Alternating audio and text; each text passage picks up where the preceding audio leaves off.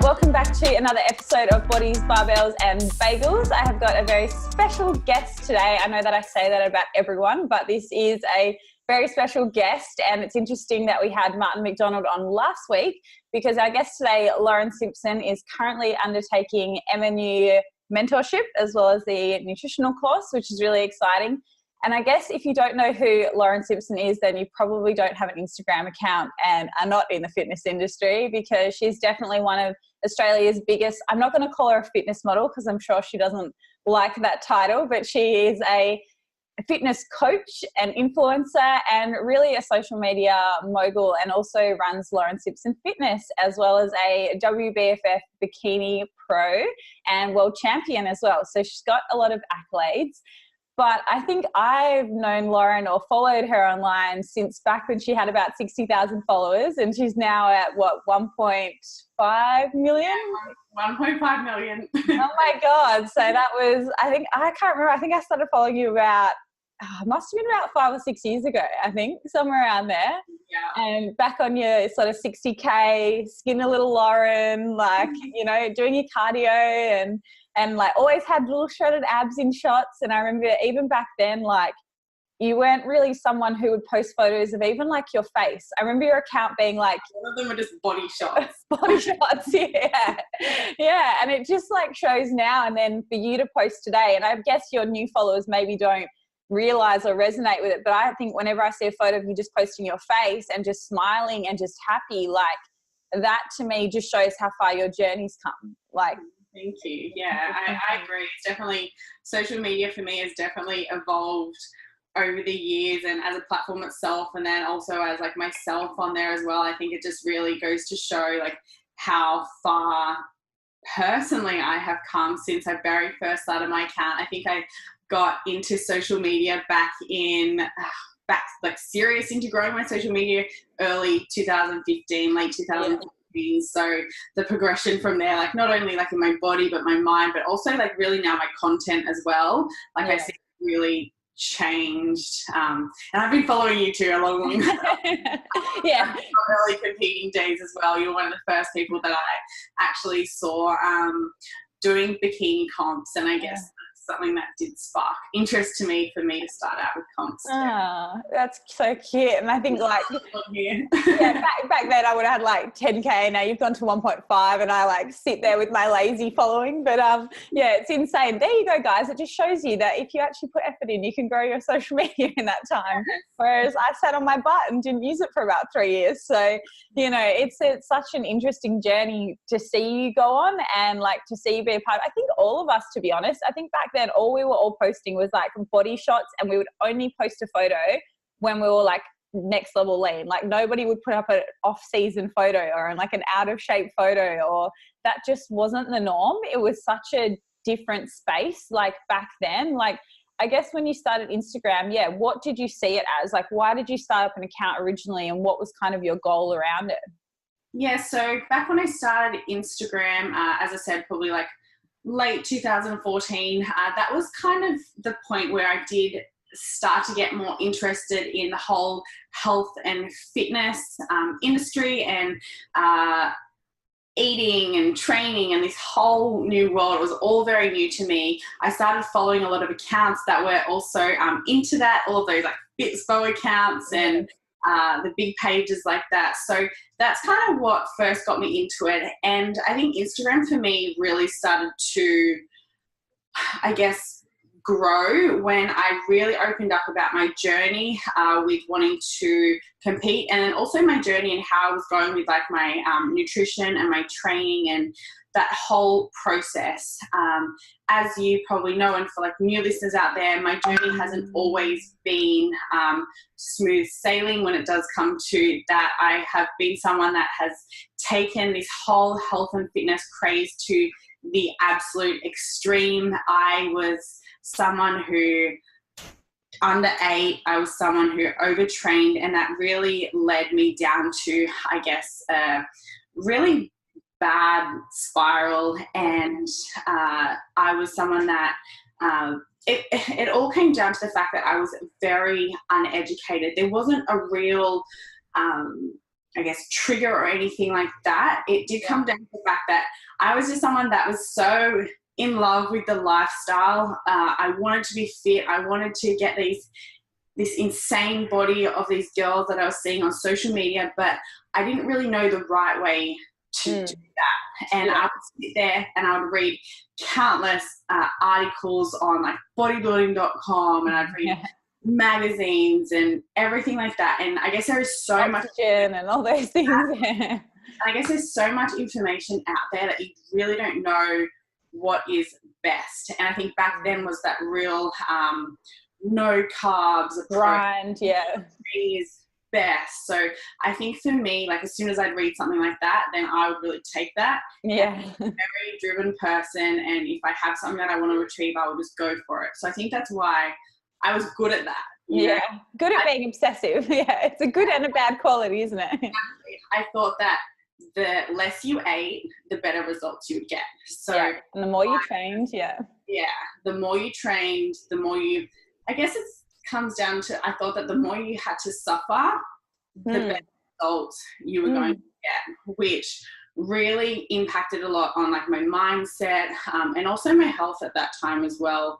It really suffered. My relationships were impacted, my friendships, you know, like when you get so restrictive on what you're doing when it comes to your food, like you don't want to go out and eat at restaurants because you're so scared that you don't know exactly what ingredients they're going to be using. You don't want to do they have oil? Oh my God, fats. You don't want to go to social events with your friends because it's going to revolve around food and drink. So I guess for me, that was a time that I became quite reserved and quite, I'll say, like I felt alone because of the choices that I was making.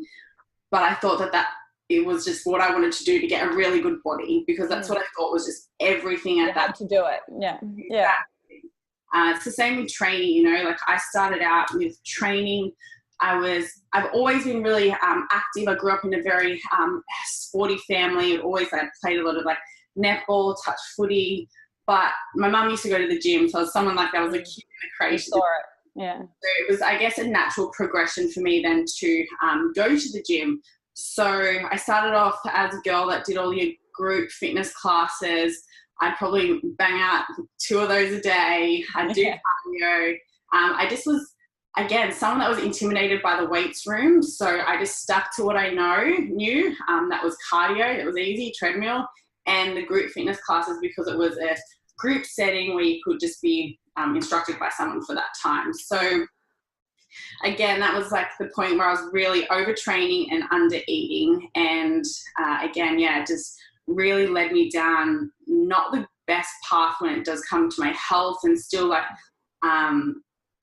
so that's sort of how I started out in my journey. And for me, what I felt was not the answer, but I really wanted to be the best that I could. And I started to see all these girls up on stage, and I thought that would be like the pinnacle of showcasing your hard work, is getting up on stage and being all glammed up and having this awesome physique. And that would be my goal.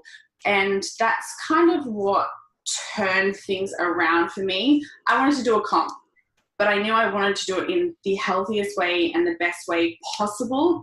And I knew it was going to be a hard process, because I'd probably have to let go of all of these preconceived ideas, all of this, you have to do more to get best results. You have to eat less.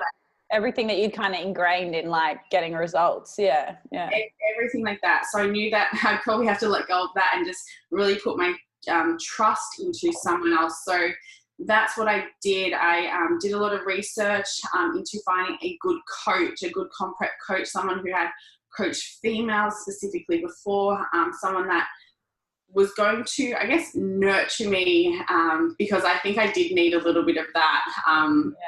Someone to not just have that tough love, but someone that was going to really help me along the way. So it's interesting though that you wanted that after like you thinking that was kind of the way to do it. Like what made you think that you more needed that at that point? Was that more your mental state that you were in with it by then?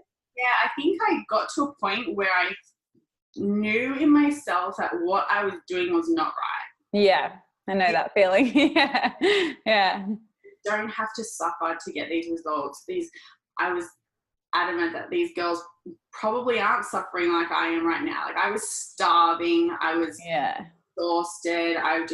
It wasn't a good life, you know. I remember even seeing like your face back then, and even like that when you did post photo with your face, like just bags under your eyes and just looked so tired, so lifeless compared to like today. And I think we've all got those photos, like those like gaunt, like, and you used to think, oh, it's just diet face, like it's normal. Like, no. So I guess before you touch on competing, I want to go back to like the extremes before we get into that. And when you say it had that impact on like your family and your friends, because I think some people listening will probably go, oh, well, Lauren did that and now she's here. So like, I can do that for a few years and it will be fine. Like, you know what I mean? I don't want girls to get the wrong misinterpretation of this podcast. So when you say it had that impact, like, let's go a little deeper there. Like, how was it influencing your friendships besides like going and eating out, but I guess more your intimate relationships, like your family or husband back then? Like, how did it kind of play a role there in terms of like your mood? Were you irritable or snappy at people? Exactly. It came down a lot to me as a person. I wasn't me anymore. I'm a very positive, bubbly, happy person, and to not be that person anymore, I think I really struggled with as well, knowing that I wasn't that girl. And I think that my friends and my family could also see that, and it was a concern to them, and this whole fitness thing was new to them as well, and I think that they were really worried about me. Definitely moody. I felt like absolute crap all the time. I just wanted to be in bed, and you didn't want to be around anyone because you didn't really feel that great. So and nobody understands. Like, you get in that mindset of I think that kind of frustrated me because I didn't feel like they would understand. But like, even though my mum is super sporty and she's my biggest motivation in everything I've ever done, she's always supported me 100%. But I think that just me as a person back then, it wasn't. It was a dark time for me. So I definitely, like, everything back there and everything I've learned from them has, I guess, been like a bit of, not a blessing, but if I didn't go through all of that, then I probably wouldn't be doing what I am now, because it's led me to wanting to educate myself more and to also educate others. It is a huge focus of my business, and the girls really like living a balanced lifestyle. The fact that you don't have to be miserable if you want to lose fat. It doesn't have to be a miserable process. You can eat all the food. You don't have to cut out food groups. You don't have to overly deprive or restrict yourself. You don't have to do endless hours of cardio. You don't have to spend hours in the gym 7 days a week. You can have rest days. So I think it's everything that I did wrong is everything I'm trying to teach now, and pass along to the girls that I work with. And I think that makes you a better coach. Like, I think you need to go through some shit to be able to be relatable. Not everything, because obviously you can't experience everything in life, like, but it makes you understand people that are in a darker place, like that are in a place that they want to get out of. And I think that it's so interesting, like, even the words that you use, it just resonates so much with my journey, with other coaches. Like, yeah, exactly. Like, we were pretty fucked up when you think about it. Like, we can swear on this podcast, so it's good. But I went to go swear before. I was like, shit. Yeah, no, you're fine. It's explicit. So, but yeah, it's so funny. I remember, like, if you can try to think back to like one thing that you did back then where you're just like, oh my God, like, what was I doing? I remember one, because I was living with my dad because I was at uni. And so I didn't move out until I was like 25.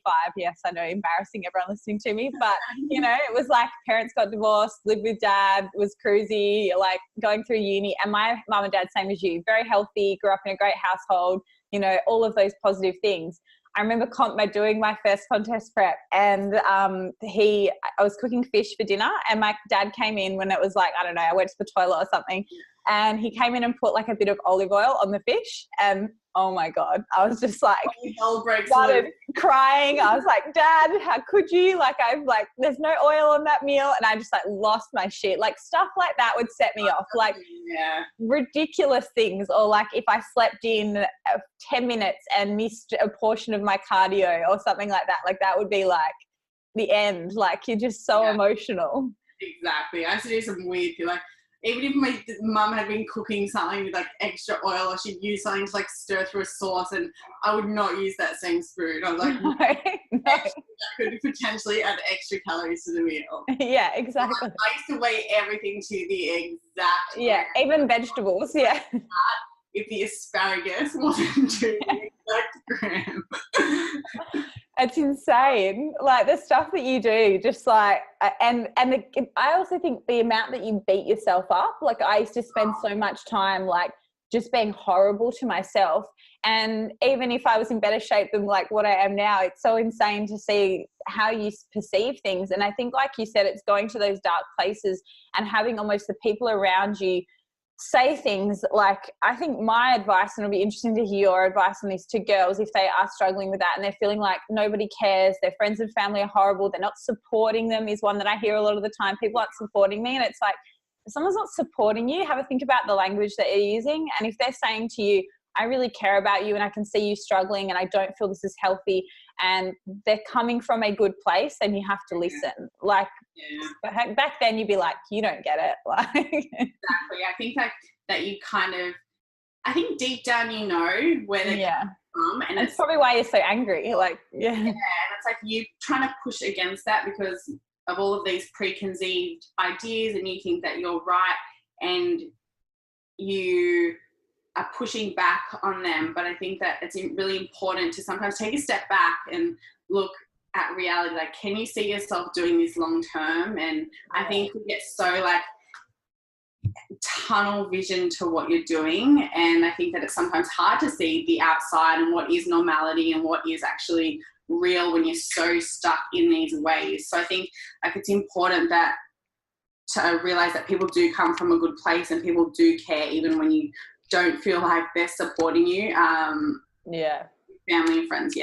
Absolutely. Yeah. You just think, oh, they're just jealous, or oh, they don't have the dedication I have. Like it's insane the stuff that you bullshit in your own mind to make yourself feel better, like rather than taking that step back. So I think, if you're in that situation right now where you're just feeling like listening to this podcast, you're stuck and you don't know what to do and you're constantly on low calories and overtraining and you're like, no, I can't change because I'll get fat or something's going to happen. Like you got to stop at some point. Like you can't keep going till you're 80 in the nursing home, like, grinding away. Like it has to be that shift. So I guess then going into like the competing side of things, because I think a little bit similar to you, I had a really bad first comp prep, but then after that competing actually really changed my relationship with food. And if anything, had a really positive impact on my life. So I get really annoyed when people say that comp prep ruins you and comp preps, fucks you up. And I'm like, not really. It's the mindset or the approach or the coaching. Like, so how then that shift, finding that good coach. So you went to Clean Health with Dane. Was he your first coach? Yeah.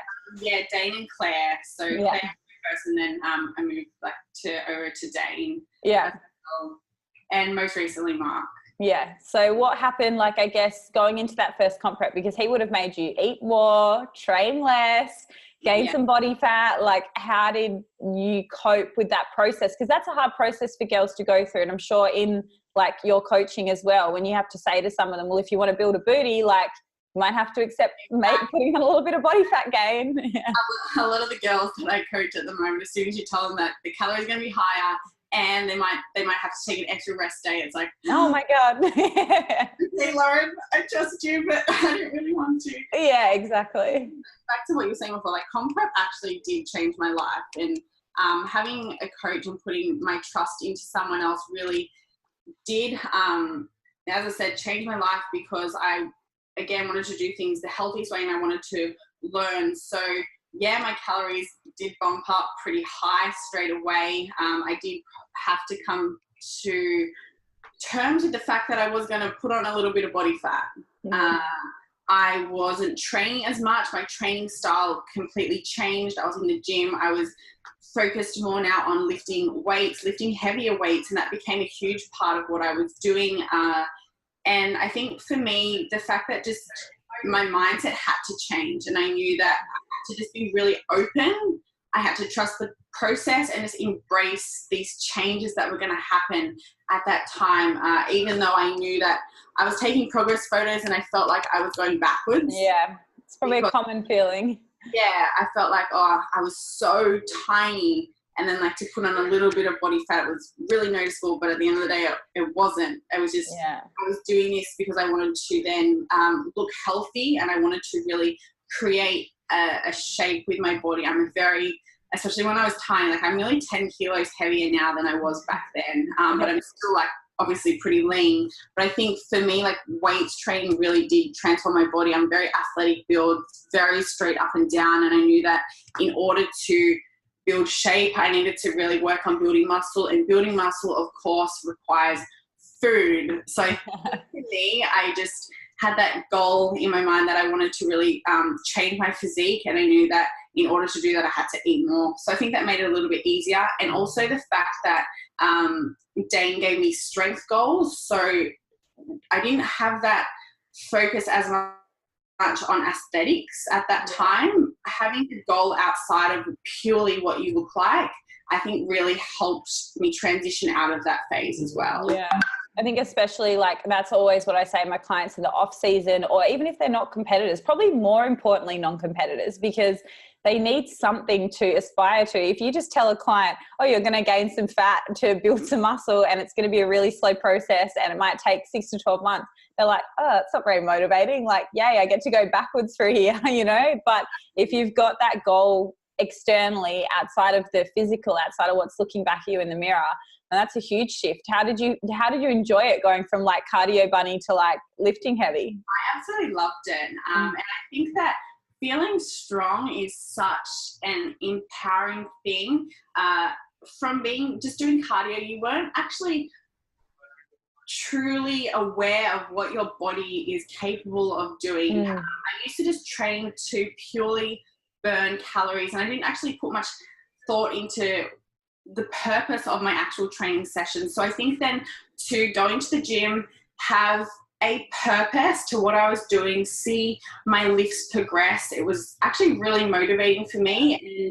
And as I said, it not only like I could see that progress every single week, I was getting stronger. And again, it did take away that shift from just focusing so much on being like a lean body, but now I was building a strong body.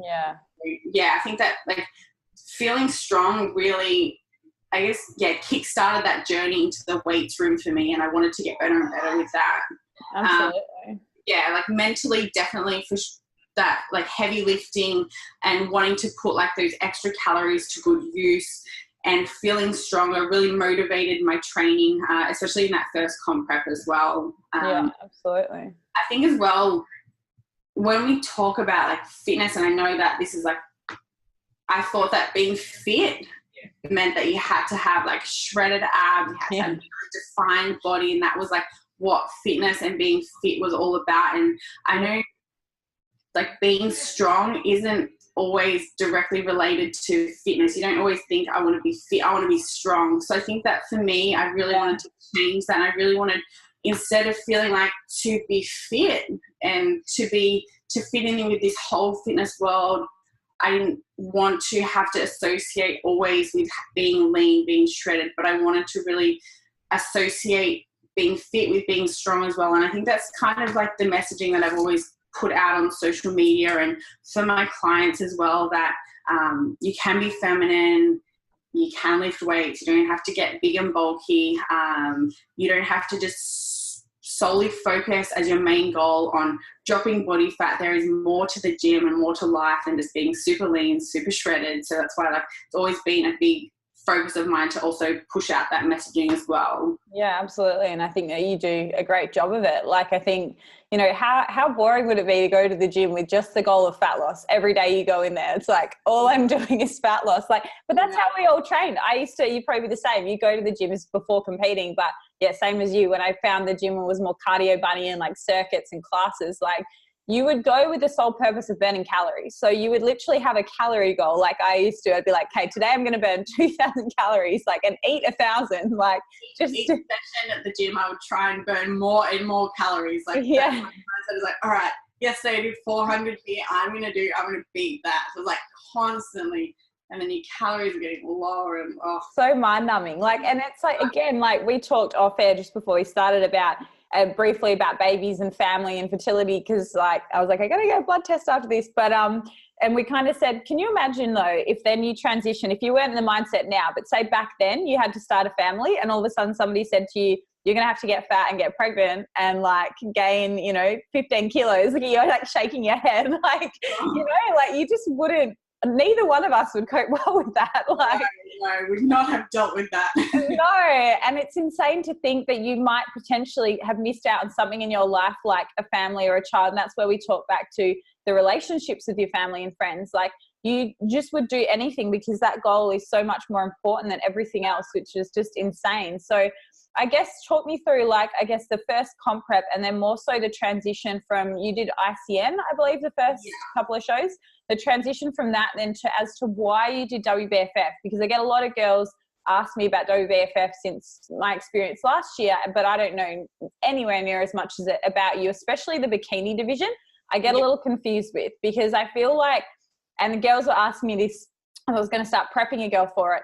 And I look at you and I look at Rachel Dillon and I'm like, you guys are totally different, like in a good way, because it's like motivating for more girls that they're picking different shapes. Whereas say IFBB or ICN have a very defined look. Like if you don't fit the IFBB bikini shape, like don't do IFBB, you know what I mean? Whereas like WBFF, I feel like is a little more flexible in terms of what they're looking for. So I started out my journey with competing. Yeah, I did 2 shows with ICN, INBA back then. Yeah, back then. As model. And my first show I won, and my second show I didn't place at all. And I think that at that time WBFF wasn't as well known in Australia. It was kind of on its rise. For me, I am very much a girly girl, so WBFF appealed to me because I wanted to get out there. I wanted to look all glam. I loved the bikinis. The evening wear was really cool. And I think just the whole show really appealed to me. The body shapes, especially for bikini, are very different. So it's really hard, I guess, to know exactly what they're looking for. For me, I think it's been just all about being the best that I can be, because everyone is so different. WBFF does love that really focus on like your lower body, so that really like curvy bikini body, whereas I know like IFBB is a little bit different. The bikini look is a lot leaner than what you smaller have. Quads, smaller hammies, exactly. So I think just the 2 different looks are very different. I think WBFF itself isn't positioned as much as a pure bodybuilding competition. No, it's not. It's not focused just on your physique. WBFF takes into consideration a whole heap of things, like especially marketability as well. At the end of the day, they're a brand and they're wanting like the best people to represent their brand. They look at everything from like your fashion, your hair, your face, your styling, the way you carry yourself on stage, confidence, potential marketing capabilities. Like there's a whole lot that gets factored into the end result. And I think for bikinis in particular is really hard because the bodies are all different. So again, it does factor in a whole lot of other things. And again, it's not just purely body. Whereas when you go to fitness, it's a lot more clear cut. Yeah, it is. Yeah. Judging criteria is very like much so. Again, still on everything as a package. Definitely. It's a lot easier to say, all right, this girl's a lot more conditioned in her glutes, her hammies. Therefore, her physique is the ultimate. Exactly.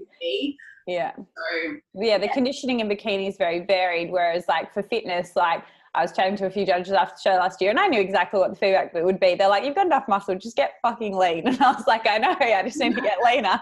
Shittest comp prep in the world, but it's more clear cut fitness than bikini. And I think also, like you said, when you said marketability, I don't want people to get confused, because I think it's a bit of BS that people think you need a huge social media account to do well in the WBFF. So just clarify that. Obviously, so Lauren does have a big social media, but when she started, it wasn't as big as what it is now. And I think it's also, I want to mention as well that I think a lot of girls get disheartened as well if they don't win their first show. And I just want to put it out there that I've not always won my shows. Yeah, absolutely. You need to have a loss. Otherwise, it kind of like brings your ego down and makes you work harder. Like WBFF show, I came third, and I think that's what really fueled that motivation and like that fire in me, that like I want to win, I want to be a WBFF pro, I want to keep learning and improving on my weaknesses. So not everyone, like I have lost shows, so it just goes to show like the more you keep coming back, the better you get. And it's not just that one time, not that one show, that if you don't come first, like there's only one first place, you know. Yeah. And everyone else wants it often just as bad as you do, like, you know what I mean? That's what people forget. And I think especially when you go from then amateur to pro, then it's the same thing. It's like, well, you're the bottom of the rank in the pro league, so now you've got to kind of work your way up. And I think going back to like that marketability thing, I think the easiest way to explain that to people as well would be that it's not so much marketability on a social media front in terms of what you're doing right now, but more so like them looking at you on stage and going, okay, are they smiley? Are they this? Are they that? When they walked out, would they be on the cover of a magazine? You know, would we be able to stick them up somewhere? But then they are also probably going to look at your social media too at some point and go, you know, are they posting a positive message? Are they doing these things? Not so much what's their number, what's their engagement, but like, what are you putting out? Are they going to represent the brand well? Exactly. Nobody wants, like, it's the same with like sponsorships. Like people look at your social media, they're not going to go, oh, they're really negative. Every post is like, you know, problems and like this and that.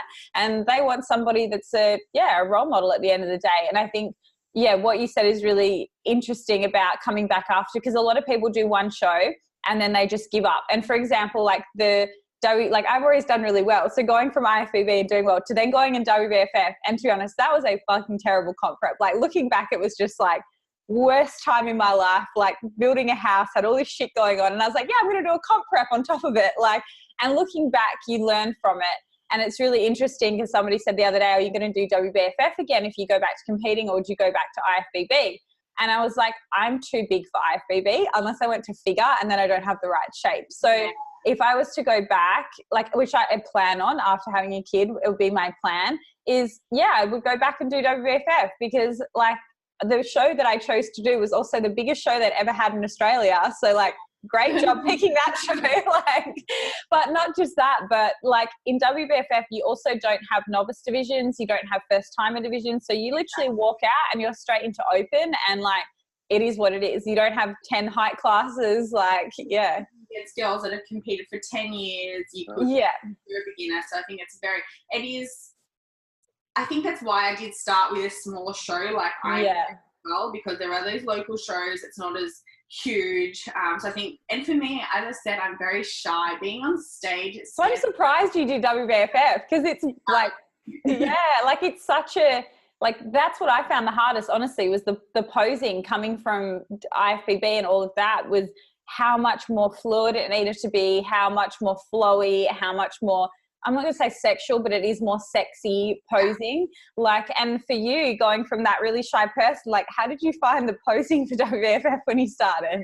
I found it hard. I found it tough. I think that the more you do things like that, it just becomes like second nature. So I used to practice every single day because I knew that was probably going to be a weak point for me. I had a posing coach. So it was actually the first time I met Hattie Boydell. She was my first posing coach. So I think that I know that every time I go up there, I'm going to be nervous. Literally every time before I step on stage, I tell myself I am the shit. I need like that little bit of a pep talk to myself, because otherwise I know I'm just going to be absolutely terrified. But I know that if I give myself that little bit of a like, yeah, girl, you got this. Walk out there like you own it. That gives me like that little bit of extra confidence that I probably do just need. It's making me nervous. You probably, as I said, no matter how many times I go up on stage, I'm always going to be equally as nervous. And I think that nerves is not a bad thing. I think people see it as a bad thing, but nervous means you care. It means that you like give a shit. If you're not nervous, it's like you don't really like, I don't know, you're not. And you just worked your ass off for those like months and months to be up there. So yeah, nerves is normal. It's a good thing, and I think that use it as energy. Yeah, exactly. Yeah, it's a very interesting, and like I guess in terms of WBFF, the weirdest thing I actually found at the show was I had no idea the judges were sitting over here. So I remember walking out and then like going, in IFBB and I seen you look at the judges, and I walked out and I was like, and Sean, my partner, like messaged me after. He's like, "Where were you looking?" And I was like, "I didn't know." Like I literally walked out and was like, "Fuck yeah!" So there was like a few different things that I found interesting. So like I guess it would be interesting to hear your tips, I guess, for girls that are looking at doing WBFF in terms of more so the bikini division, which is what you do. What would be, I guess, maybe 4 or 5 tips for them with going into that federation that might be different from the federations you've done before? I think, yeah, definitely posing coach would be one, just because it is going to be a lot different to what you have been used to, especially if you've done shows before with a lot more structured posing. Number 2 would be to, I guess, with your get creative when it comes to like your bikini and your evening wear, or if your fitness, your theme wear, it does reflect who you are. If you're someone that's a little bit more quirky or a little bit more fun, you can always like, I guess, use that to your advantage and really embrace who you are as a person and let that come through with like your fashion choices as well. And I think that goes for saying stage presence as well. It's really cool with WBFF that it's not so structured. So if you are someone that's really bubbly and very friendly, that's how you can come across on stage. If you're someone that's a little bit more like reserved, a little bit more sexy, sultry, like that's also like the personality that you can like put out there on stage. So I think that just finding who you are and being able to communicate that on stage is really important. Confidence is everything in WBFF. People want to watch people that are having fun up there and look confident. So I think that the audience and the judges are really drawn to people who are having fun up there.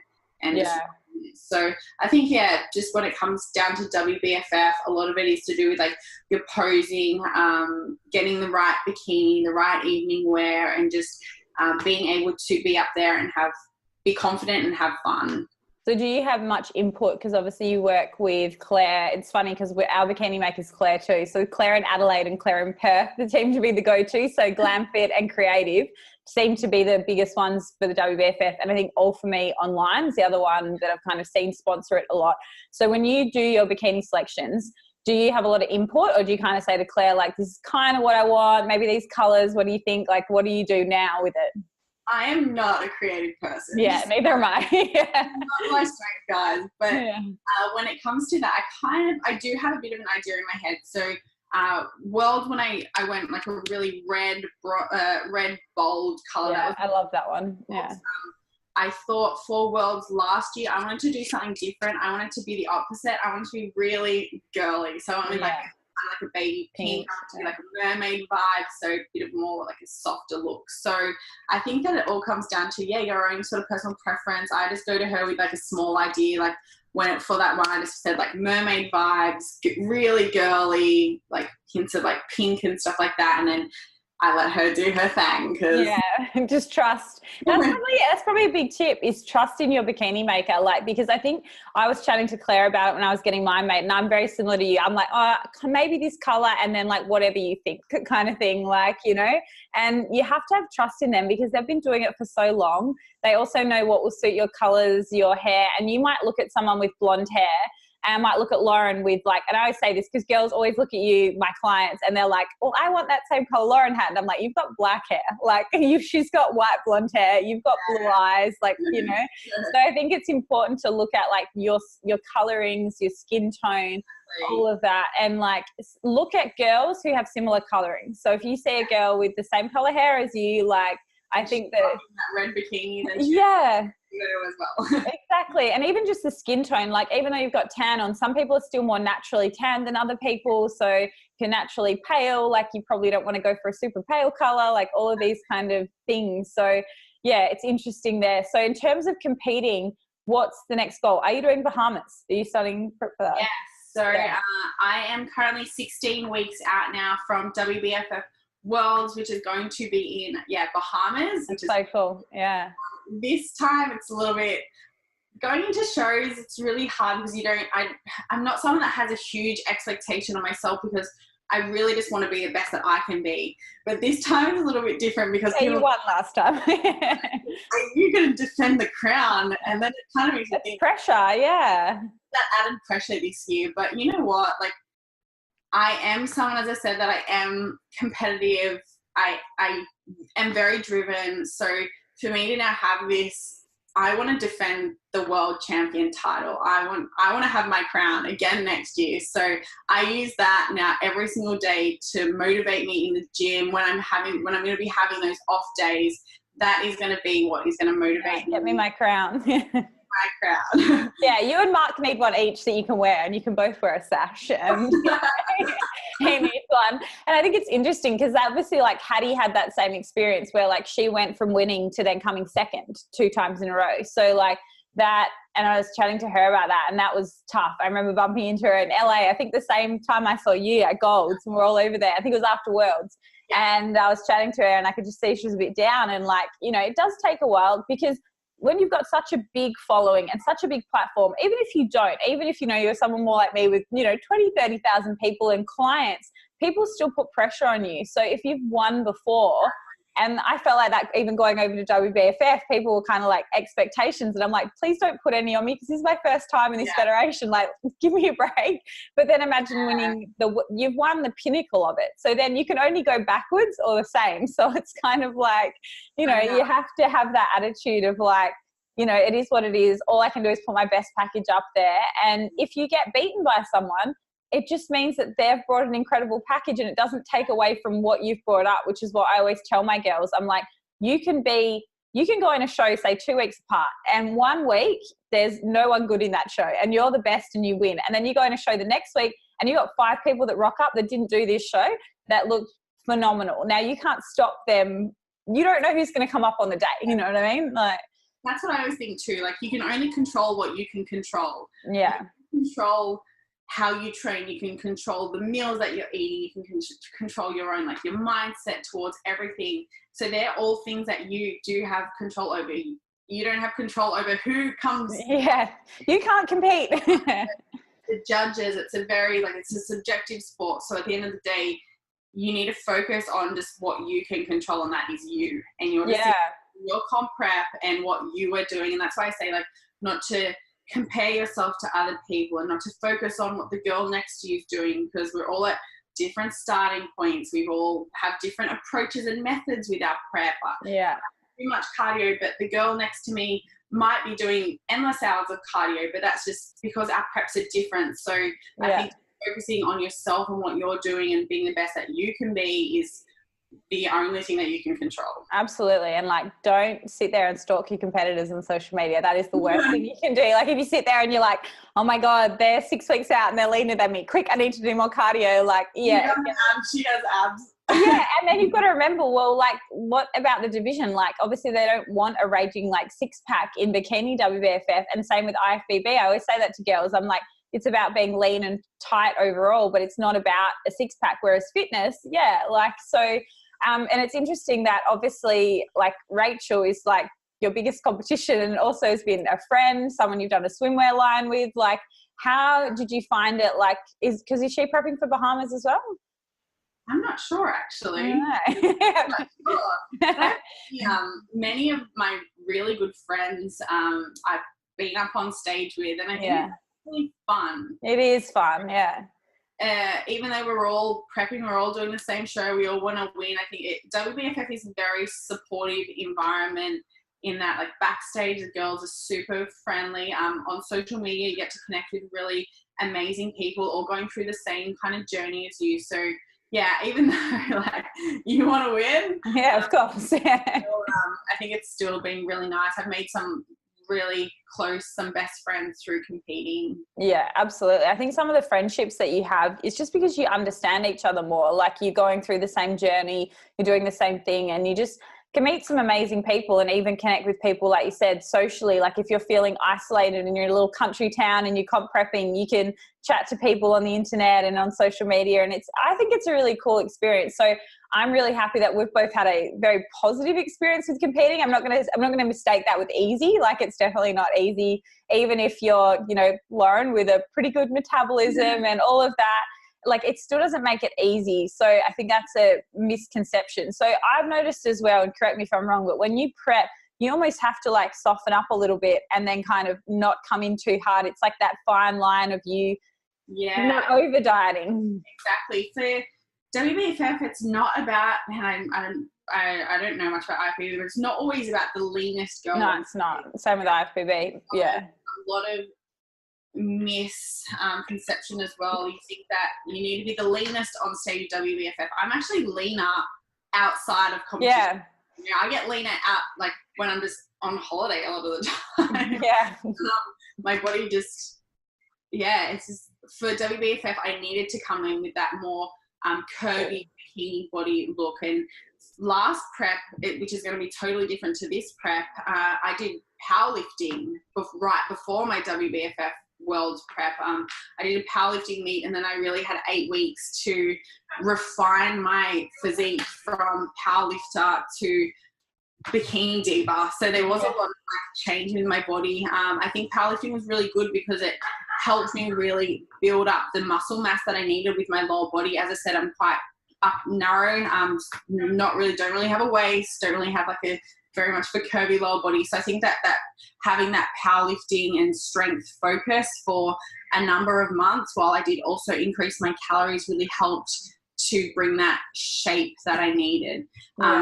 In saying that though, I only did have 8 weeks to then go from powerlifter to world, my bikini body. My training and everything had to change quite a lot between that.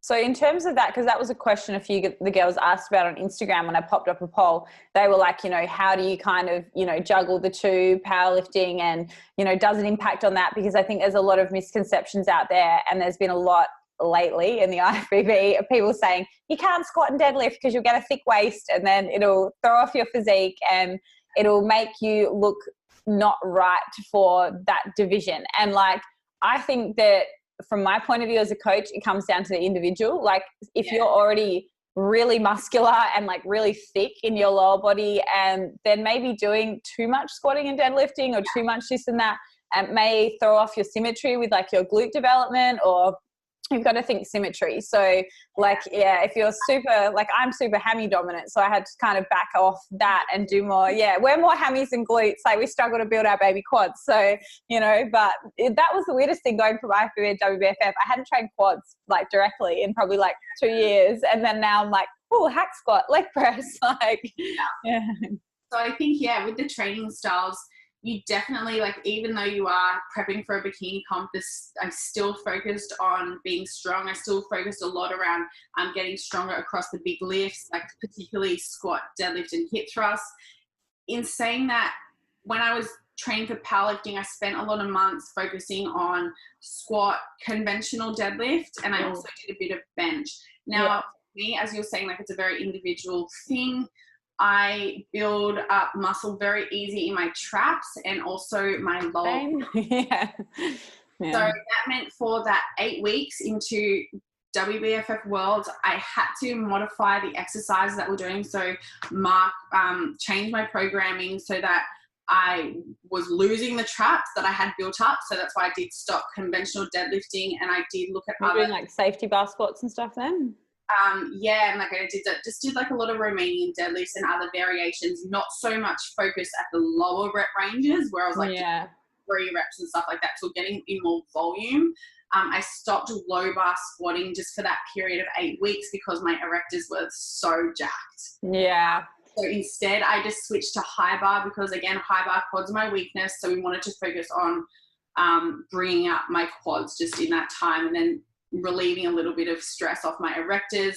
But again, I think that it's important that a lot of girls, when you're going like that fat loss phase, when you're wanting to get shredded, they move away from the lifts and the type of training that has really built their physique in the first place. So like I see a lot of girls go from doing kind of like this strength training, wanting to like progressive overload with these lifts, but then they all of a sudden think that high reps and cardio is going to be the answer, and that's how they're going to get shredded. But I think that they forget about like prioritizing weights training, looking at progressive overload and things like that. So they end up losing muscle because they've like pretty much just chipped away at it. And I think, yeah, exactly like what you said. You need to think, the thing I always say to clients is think about, how you built the muscle, because that's how you're going to keep the muscle. So unless you are someone that needs to downsize for a particular, federation or category, like I've got a few girls in IFBB that have too much muscle because they have done strength training in their legs, and we've had to really back off their big compounds coming,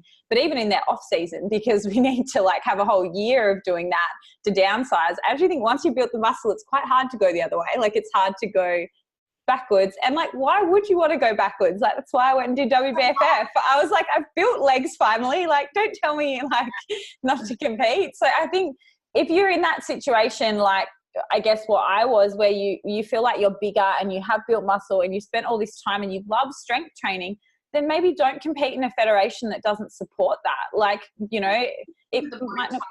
That suited to what you're doing. I think that's why I really do love WBFF, is because it's not, you don't need to downsize a lot. Like you can still train your lower body. They do like that lower body look. You don't need to get ridiculously lean and shredded as well. So yeah, absolutely. More of an achievable look. I feel like the bikini division, and because like you said, it has so much variability with what they want looks wise, like different shapes, there's no one defined shape, that then there is that sort of achievability for a lot of girls going in, and which I think is really cool. So in terms of prep this time, finishing up on like the comp stuff, what are you doing differently coming into this prep?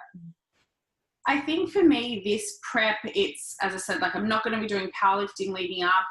For me now, it's just more about refining my physique. Each prep that I do, it does get, I would say easier, but I know what to expect and I know the way my body works, and I am not 100% sure what Mark has planned.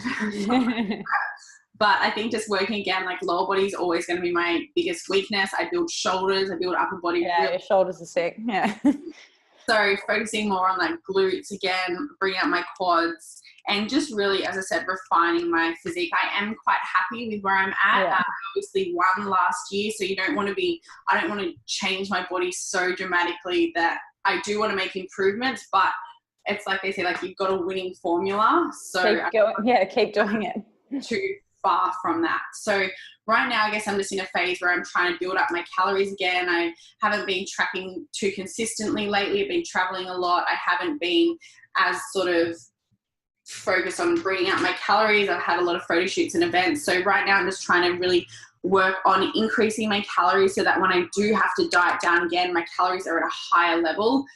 Focusing now a lot on just like having a bit more flexibility in my diet as well, and things like that. So how, like, that was a big question a lot of people asked. One of the main questions I got asked was, how does she stay lean year round? Like, was the biggest thing that girls asked me about. And I was kind of like reading it, and I don't want girls to get the wrong misinterpretation, but it was really interesting when we were at Martin McDonald's seminar last weekend, and he was talking a lot about body fat set points for different people. And I think that people need to understand that not everybody genetically is going to be someone that does stay lean year round. We all have different set points, and Lauren's obviously got a slightly leaner set point, but at the same time, she still works fucking hard, tracks her macros within reason, sort of year round, has breaks when she goes on holidays, but it's that you work hard, you train hard, you do big sessions, like you are consistent. You are not someone who does a diet and then stops going to the gym. And I think that was an interesting point, but I wanted to more so touch on the fact that you also have added pressure from sponsorships, from photo shoots. Like, how do you find that you've always kind of got to be prepping for something? Like, does that ever get a bit like, just want to like have 6 months where I can eat? Like, I think you pretty much always have to be on. You need your body, like if you have I guess responsibilities to sponsors, you've got photo shoots, you need to get content, you kind of always have to be maybe like 4 weeks out from what you would deem to be like pretty good photo shoot conditions. So that means, say someone was to approach me that I want you to be in the cover of my magazine, you know that in a couple of weeks you could probably get to a really good condition. So yeah, I think for me, I can stay in shape year round because I found a way to live a balanced life with my nutrition and my training to the point where I have flexible diets. That means I eat out probably 2 to 3 times per day and still can look the way that I do. And I train because I love to train. It's not a chore for me. And I think that a lot of girls, especially girls that do comp prep, see it as just like an 8-week, a 12-week comp prep, and then they forget that once the comp prep stops and their life just goes back to how it used to be, or they just throw everything out that they've learned, all these healthy habits that they've created. I don't really view my preps now as like a 12-week prep. It's just more of like a lifestyle for me. And it just means that during my preps, I just have to tighten things up a little bit. I really enjoy what I do. And I think that comes down to the fact that when you enjoy something and you really love what you're doing, you're more likely to adhere to it and be consistent with it as well. So I think that goes for everyone out there, like all my clients and their diets, the girls and the training programs I put them on, they really enjoy the process. So that's why they get really, really good results, because they can stick to it as well. So I guess, yeah, for you, it's been about finding a way to kind of balance it really, but also enjoy your life and not feel restricted. And to be able to, because I think a lot of people are on that old yo-yo where they're like, well, if I'm, not going to the gym and eating fish all day, then, I'm just going to get fat and eat whatever, rather than like finding that medium. Yeah, it's like either one extreme or the other. And I think that finding balance is hard, and it's taken me a long time. I used to either be really extreme, very, very strict, or just kind of the other way where I just wouldn't have so much control over things. So it's, as a lot of people say, like, it's all about balance, and balance is hard to find. And I think that that's been the hardest thing for me, is finding this balance in life that I can eat out and not be overly restrictive. And it has been a process, and it has taken me time to learn, but it is possible. You don't have to take things to either extreme. Yeah, take your Tupperware with you everywhere. Because I think like you do eat out a lot, and that's what I've noticed on your social media. And so many of my clients, and I'm sure yours as well, when they start macro tracking, get freaked out about eating out. But the point also that I want to say with your eating out is you generally pick really healthy things. So like, it's not like you go out and eat pizza every weekend. You might eat some pizza every couple of weeks, or, have a few slices, share a meal with Mark. Like, I think that when you say eat out, people think shit food in their head. Like, you're making a conscious effort, like as much as we all want to eat a burger every meal, like you making that conscious choice of like, well, I've already had something like that today, so I'm going to have fish at my next meal. Yeah. So when I eat out, I would say like 90% of the time I'm eating nutritious, healthy, nutrient-dense foods. And even though I could eat a lot more crap, because I do flexible diet, I count my macros, I just don't, because I don't like the way that it makes me feel. I like eating healthy because it makes me feel good in the gym. Digestion, skin's good, good on your gut, everything like that. So even though you can fit donuts, you can fit chocolate into your diet, you could pretty much fit it in every single day if your calories are high enough. Yeah. I just choose not to. And I think that feeling now not as restrictive, and the fact that I can do it if I want to, has actually really helped me not want to anymore. Yeah. I used to eat 100%, and I did a post on social media about this recently. When I used to eat 100% clean all the time and be very restrictive, cut food groups, and live for that one cheat meal every single weekend, that's when I did have a really bad relationship with food. That's when I was really suffering. That's when a lot of the time that one cheat meal did lead to like a bit of a cheat kind of binge, like excessive overeating in that one sitting. And then you would just feel really guilty. You'd work your ass off all week. And you'd feel disgusting and like sluggish. And so I think that being much more flexible with my diet has really restored my relationship with food as well. I think that's such an important message. Like, Yeah, I don't get the whole cheat meal, cheat thing, binge thing. I've never really had that from a coaching standpoint, but would binge eat. But I've never had a coach be like, yeah, you have to have a weekly cheat, which I'm happy probably because I used to binge eat. So they're like, we're not going to do that with you. But I think that it's important for girls to understand that as soon as you take away a restriction, you don't want it as much. So as soon as like, it's not a bad food, it's not a this food, you don't crave it as much. And I always find like the comp prep girls, that you see people tagging their mates in food porn on Instagram and like all this sort of stuff. And it's probably because you're so focused on that because you can't have it right now. So why not have it, have a small portion of it, you know, like when I go out with my partner, often I'll get the nutrient dense thing and he'll get like, it's like Mark, he'll get like 2 burgers and a pizza, and I'll want like a piece of pizza, but I don't want the whole thing because I know it'll make me feel gross. I have a sensitive digestive system. It's more the health focus. So like you guys listening, try to have that approach like me and Lauren, is you're eating from a health standpoint rather than just like I'm craving that, so I'm going to have all of it. Have a bite of it, have a taste of it, have a few squares of chocolate, you know, like, yeah. Awesome. So I guess a couple of things I want to wrap up on.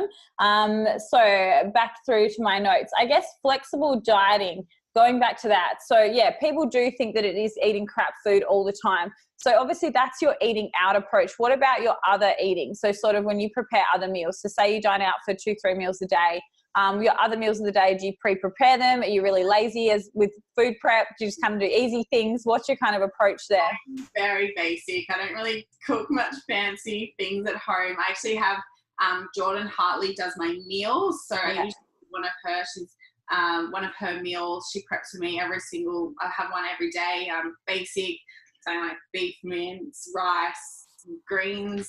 I'll have protein oats pretty much every single morning, and then the rest of my macros I feel with just like maybe like rice cakes with tuna on them, or protein bars, whatever it is, just like smaller snacks throughout the day. But again, just very basic. I don't eat super complicated fancy recipes or anything like that. I found that just simple nutrition has really been key for me. It's been easy to keep track of, and also just be compliant with. I don't feel the need to cook very fancy things. Yeah. So. And that's the thing, like you don't, just basic bitch. And you know, you don't have to be a fancy cook to flexible diet. I think that's what people get confused about. They're like, oh, I'm not creative enough to do flexible dieting. I need a meal plan. And I'm like, you know what? Like your meal plan's probably going to be the same sort of foods. Like you're going to eat the same sort of things as what you would on a meal plan, but you just have the option to interchange things if you need to. So I guess the last couple of things I want to talk about is I'm not going to like all these people like ask Lauren about her personal life. I'm not going to do that to her. Like she's my mate. It's a podcast. That's the juicy gossip. Oh my God. I'm like, we're not going to spill the tea on this podcast, but like, I think it is important. Like obviously you went through a lot of personal change the last sort of year, but more so like your relationship with Mark now. Well, let's talk about him more as a coach. So how do you find the relationship between him being your coach and also your partner now, like with comp prep? Did you find it easy or hard? Like, was there ever any like butting of heads during the process? Well, now we haven't officially started comp prep or anything like that. So I'm sure it actually does give me some sort of program to follow. I'm going to be already questioning it. So it will be things do play out. I think I'll be a bit more like, why are you giving me a refeed now? I don't feel like I need it. I don't need it. You'll be a bit more sassy. Yeah. I'm too lean, or I'm not lean enough, or I'll just be a bit more of a diva. Yeah, exactly. Because that was the first time last year Sean prepped me, and I prepped him for his bodybuilding show the year before. And when I prepped him, he was like the model client. He was so good. He was like an angel. And then when he prepped me, I was the fucking devil. And like, I was terrible. I'd be like, he'd see me on my computer working at like 9 p.m. and he's like, you haven't been like train today, like what are you doing? And I'd be like, leave me alone. Like, so I think like next time I ever prep, I'm not letting Sean prep me again, and it wasn't his fault, it was my fault. Whereas me prepping him, he was great, like he did really well, looked amazing, but that's not a reflection of me as a coach or him. It's like my attitude. I just think if you are getting prepped by a partner, you have to still, I think the biggest rule that we made when things started working better near the end, we should have just done it earlier, was that we weren't really checking in, like we're just checking in person. I'd be like, oh, this is my weight, here you go. Whereas near the end, we kind of started taking photos and I'd send them through and I'd send him videos. And when we did that, I had to do it formally, and he'd be like in his office over there, and I'd be like sending him an email like, fuck you. Stop then coming. you feel like you're not a normal client. Yeah, exactly. And like, I felt like he was being a bit blasé with me at the start, a bit like, oh, you know how to train, like just do extra quads this week. And I'd be like, no, can you write me a program? Like I need like. I'm sad at the moment. I'm like, are you going to give me a proper program? Are you going to do this? He's like, Lauren, just relax. Yeah, you get a bit like that. I'd be like on his back about things, and he's like, hey, you're asking me this on a Sunday. I'm not working on a Sunday. You know that I work on a Monday. So I think it'll be interesting to see how it goes. How do you find though, I guess, being with someone who is in the fitness industry? Because before I always said, I'm not dating anyone in the fitness industry. It's full of douchebags. Like I'm going to date someone normal. And then I end up probably like marrying a dude like that's, you know, in the fitness industry. Like, how have you found it? Because I think it's great because you have similar schedules. Like we can both work from home, we can travel. Like I think it's awesome. But how have you found that transition? Yeah, like you, I was the same. I would never date someone in the fitness industry. Like things separate and things like that. But I think now being in a relationship with someone that is in the fitness industry, it's been really nice. You know, you understand each other. You both, as you said, have the same schedules. Our schedules allow us to do a lot of traveling, so we do travel a lot lately. Yeah. And I guess you get each other and what you're doing, and you're supportive of, you understand, like, yeah, I'm on my phone a fair bit, but so is he. It's nice to be able to bounce ideas off each other for like what we're working on. It is nice that like he knows like, all right, I need to go get content. I'm going to help you. You help. So I think just being supportive and understanding of each other's goals as well. It's been really nice, and you want to really see each other get the best out of what you can do. So yeah, it's been really nice to have someone that's supportive in all of that. Absolutely. And do you guys kind of set boundaries around social media? Like, because I know that you're like smiling, you're like, no, I need more boundaries. But like your Instagram, like, because you must spend a lot of time on it. I think people forget how much effort Instagram is. Like to do, say, for example, a swipe.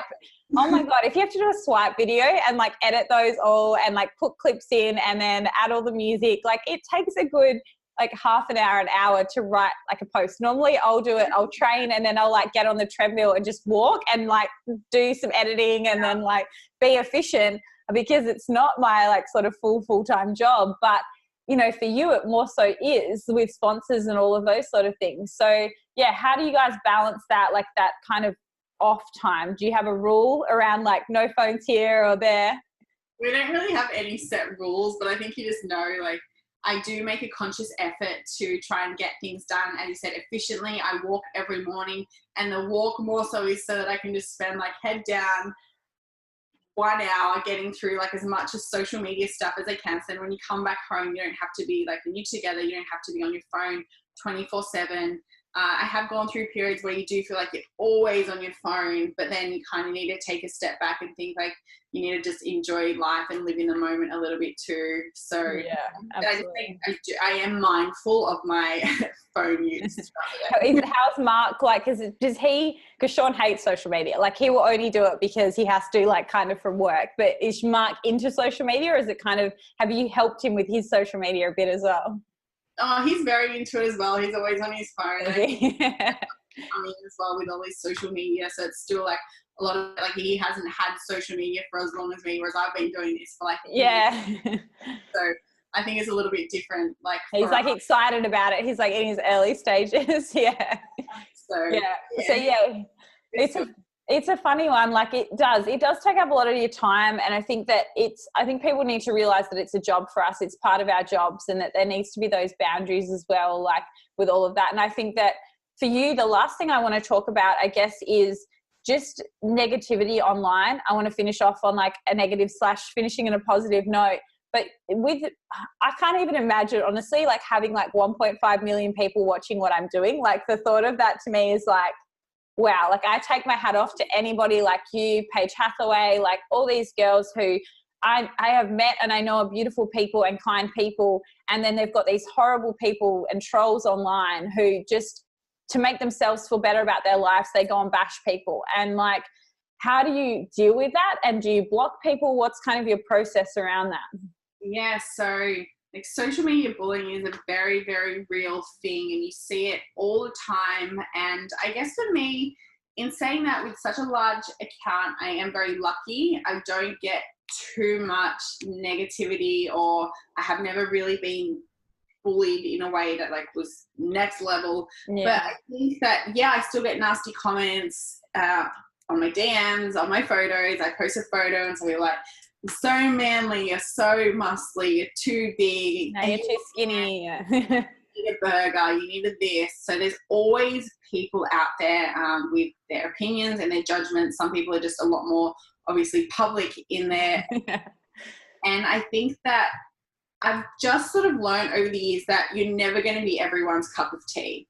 And I'm putting myself out there to 1.5 million people, knowing that not everyone is going to love what I do. Not everyone's going to agree with what I say. Not everyone's going to love what I post. Everyone has their own opinions. So I think it's important that I have learned that, well, I guess it has really built me a strong, like a tough skin in a way. Like I'm strong. I know, like I don't let these kind of comments get to me, whereas in the past they really have.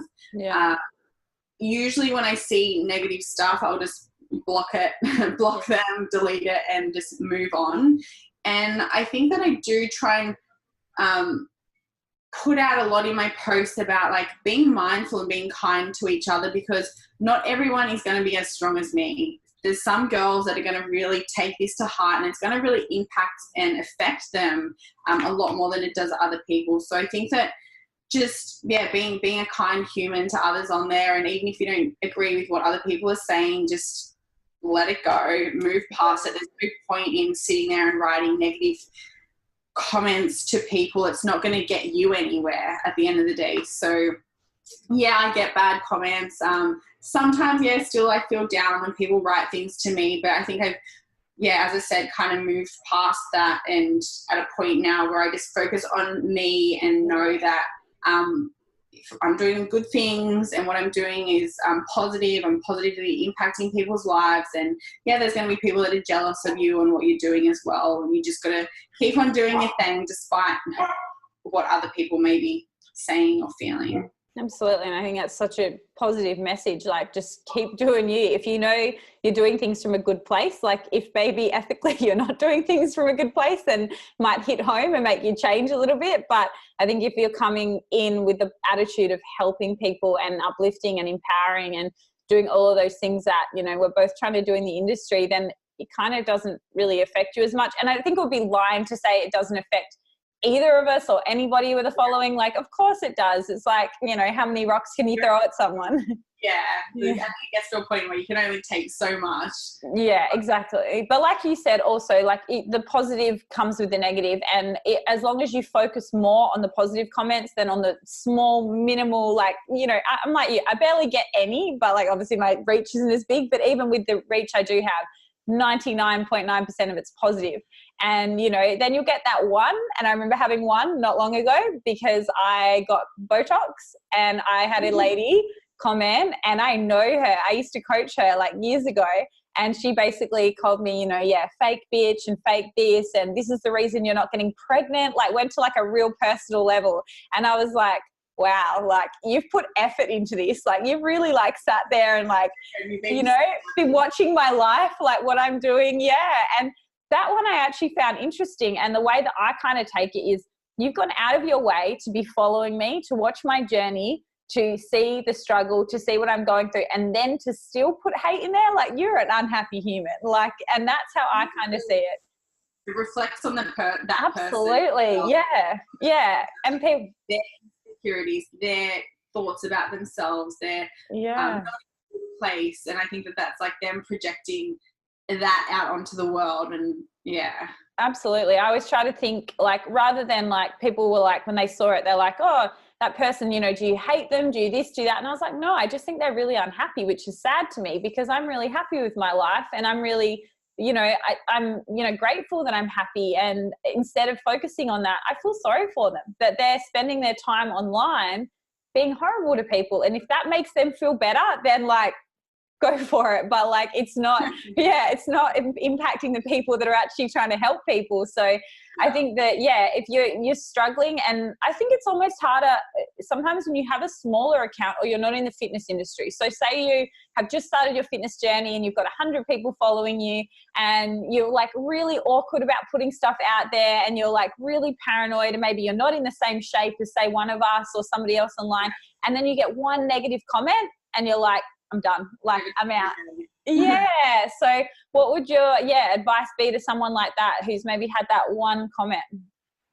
I think just keep doing you. At the end of the day, you cannot please everyone. And I don't think that it's ever we ever should try to, you know. You don't have to please everyone. As long as you're doing something, as we were talking about, out of good heart, goodwill, and you're posting something because you obviously are really passionate about it. You're happy. If it's you're posting your gym selfies, you know, you're not hurting anyone else, and you're not doing it to please anyone else. So if you do get those negative comments, just ignore it, block it, and just keep doing you. Because I always I don't know who says it, but when you think like, are you going to remember that one negative comment like 20 years down the track when you're successfully doing what you love doing and you've made it this far because you have gone with it, rather than letting that one comment get to you and then just maybe like giving up and stopping what you truly want to do and be capable of doing. So if the negative comments get to you, just keep doing you. And do you like ever like, I know like sometimes if I get a negative one like that,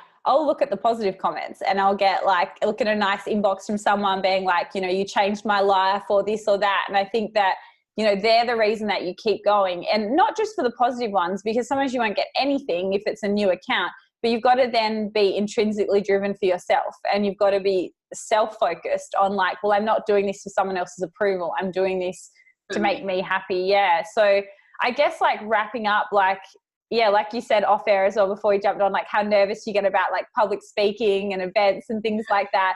So I know you're doing some like tours. So what have you got coming up for the rest of the year? So give a little shout out in case anyone's listening and wants to come along and meet you.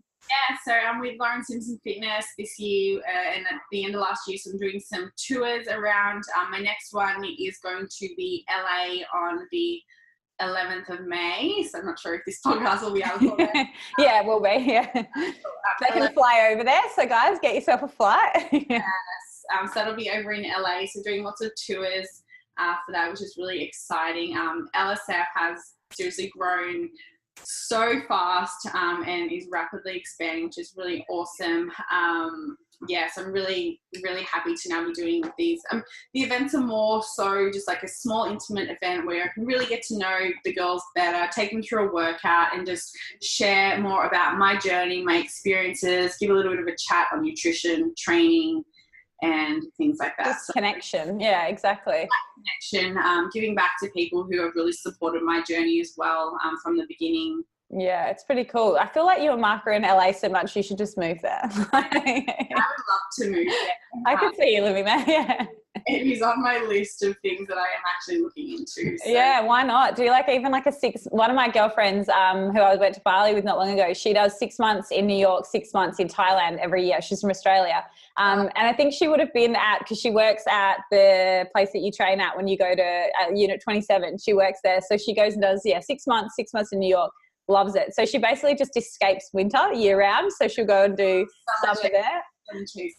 Yeah, it's so good. But yeah, I just think, summing up, like from seeing you grow from like, back 5 or 6 years ago to where you are now, it's really, really motivating and inspiring for women. And I just think, you got to keep doing you. And I also love the fact that now you're moving more towards a much more educated side of things. Not that you weren't before, you always posted really informative content, but the fact that you've got all this huge platform, and you could be someone who just kept posting selfies and whatever, and there's nothing wrong with that. But like, you're actually going, you know what, I actually want to educate women. I actually want to upskill. And I think that I've got this huge platform and I better not fuck it up. You know what I mean? I better make sure I'm helping people is really, really cool. Yeah, I think that's been like one of my, in terms of goals for this year, was to really use my platform to be pushing out the best, most current, up-to-date information when it comes to nutrition, when it comes to training. My goals aren't so focused this year around purely just my body and what it looks like. And again, like I want to separate myself from those huge Instagram accounts, those big Instagirl pages where they're not really providing any value, because I do have the platform to be able to educate people and show that I'm not just a body. I can help women, and that's why I am doing a lot of other courses this year. As you said, I'm doing MNU, Martin McDonald's evidence-based nutrition course at the moment, because I do want to continue to get better and better. I think that you can never just be content with what you know, especially as a coach. If you want to be getting the best results for your clients, you need to be up to date with all of the current research and all the findings and what's happening. So I think that that's been a really important thing for me to do this year, and to my programs get incredible results, and I want to continue with this and continue getting better and better and implementing things that I've learned. I just did an internship with Brett Contreras over in San Diego. Cool. To spend time with Lane Norton, Holly Baxter next month, just to continue learning. And I think it's important that if you want to be the best that you can be a better coach, that you are learning from other people in the industry who are at the top of what they do as well. So yeah, you can never stop learning. So that's been a goal of mine this year, is just push more into personal development. So as a coach, I can really, continue growing my business and continue getting the best results for the girls. Yeah. And it even just makes you, more educated online to even answer questions and give the right feedback to people. And, even if it's, because a lot of the stuff that you would learn from these people, like even like me going through a university degree, a lot of the stuff I learned, I don't use within my business, but it's cool knowing it just in case somebody asks you a question. And, because a lot of the evidence-based stuff we learn, it's not applicable for like a lot of our coaching. Our clients are like, I don't understand what you're talking about, but you can kind of, work it in, or yeah, exactly.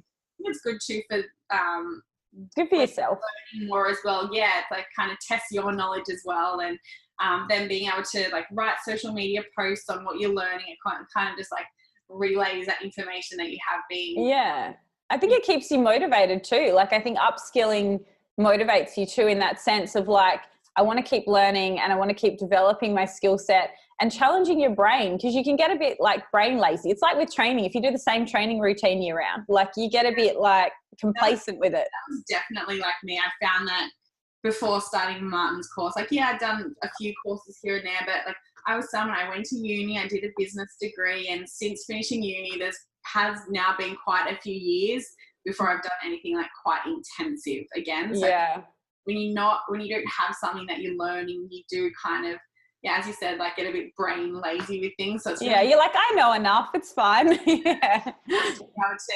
Like every week I look forward to doing like the lectures and using my brain, doing the exams that will be coming up and things like that. So it's important to keep learning. That's pretty cool. And I think the last question that I had from heaps of people, because obviously a lot of our audience is Australian based and a lot Perth based because we're over here. When are you doing a tour over here? When can we get you over here?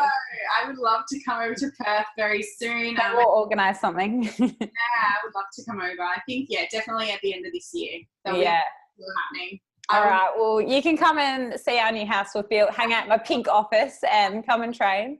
Yeah, let's do it. We'll have to do that. Sammy Rose is coming over in July.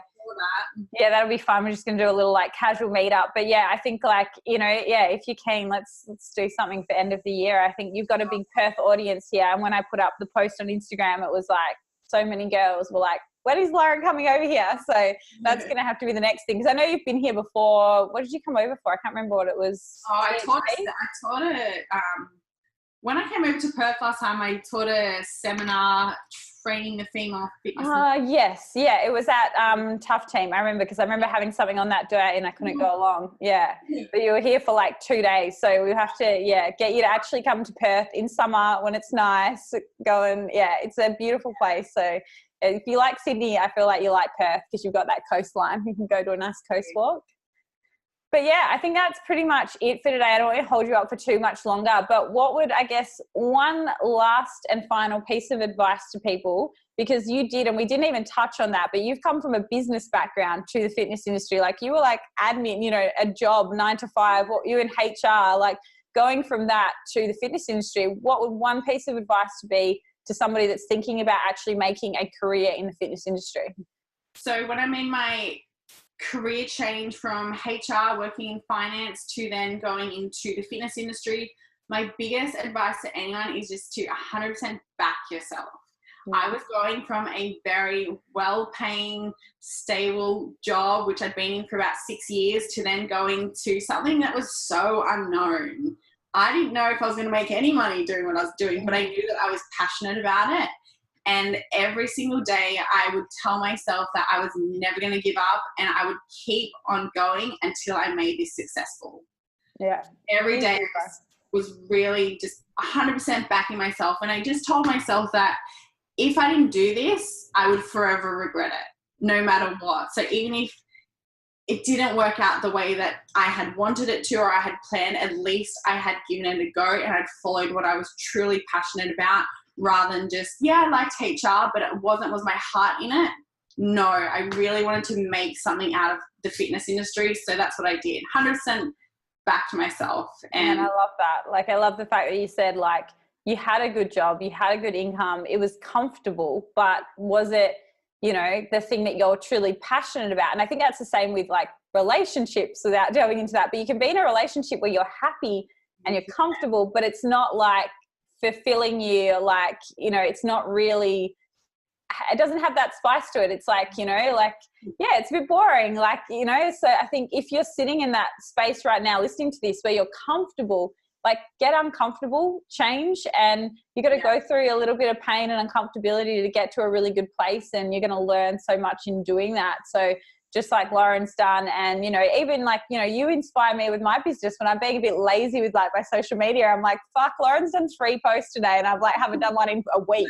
Like, I'm like, okay, you need to take this more seriously. Yeah, like, you need to treat this as a business. Like, but yeah, you can get comfortable with things, and that's why we're doing courses still, even though we are very educated. We're still upskilling, we're still evolving, because there's always, I think it's just a thirst for life. You just want more from your life, and you're just constantly thriving for those things. Yeah, better and better. You want to keep evolving. I think it's all about, like, you want to reach your true potential, and that's constantly like you pushing yourself to do more and more and more. Yeah, and then when you get there, you're like, oh, now I've got even more potential. I'm going to do the next thing and the next thing. And I think that's, yeah, it's a cool mindset to have, rather than like, I think it's that whole attaching your happiness to a place in your life as well. Like, once I get here, then I'll be happy. Like, if you set yourself up like that, you're screwed. You need to be like, I'm going to enjoy the process, but I'm going to continue to change and evolve and upskill. Because even like, yeah, for us, like, yeah, I've done a uni degree, but I was chatting to Sean last night, and I'm thinking about going back to uni and doing psychology, and he's thinking about going back and doing physio.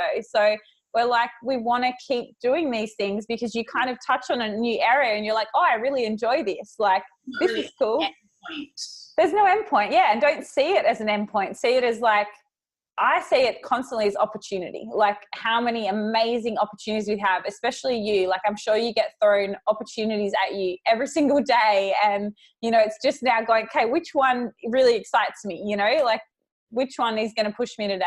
So thank you so, so much. I know you were so nervous about the podcast, but honestly, you did an amazing job. Like, you were just like flowing, just like letting you talk. Didn't want to interrupt you. Like, you were just like rolling with it. How did you actually like it? Did you enjoy it? It was actually really fun. It was funny because I get asked to do podcasts all the time. Yeah.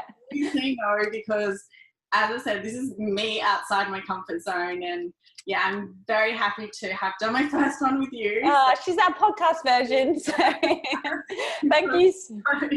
No, I really, really appreciate it. I know how busy your schedule is, and you were like, I'm traveling, let's just do it next week and get it done. So I really appreciate that. And thank you everyone who's sending questions to Lauren. Thank you for tuning in to another episode of Bodies, Barbells and Bagels. And, you know, if you want to have Lauren back on in the future, then we definitely can do that when she comes to Perth. We can do one in person, because we want to start recording them for video as well. And yeah, just thank you so much for your time today. Really appreciate it. What is the best way, if people have no idea who you are, which I'm sure they do, but what is the best way to get in contact with you in terms of like coaching and everything like that? Yeah, so for all like coaching inquiries, I have my email, lauren@laurensimpsonfitness.com, or I also have my website with everything on there, laurensimpsonfitness.com. Perfect. Thank you so, so much. And I'm sure I'll see you around and about soon enough sometime. We're going to get you over here soon. Thanks guys. See ya.